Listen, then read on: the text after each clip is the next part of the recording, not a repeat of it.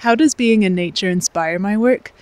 For as long as I can remember, I've always felt most inspired usually when I'm alone in nature, where I can get quiet enough to really listen and be awed by the vast landscapes or the peaceful intimacy of a quiet forest. When I started including myself in landscape imagery, it was a way to express and to be able to look at the images and videos later and still feel that connectedness to nature.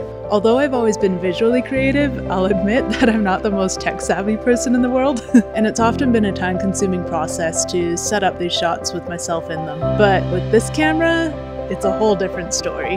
This month I've been using the Sony Alpha 9 Mark III, and I'm blown away by the ease of it, especially its ability to real-time track and focus on myself when I'm in front of the camera, even when I'm far away or my face is obscured, which is most of the time.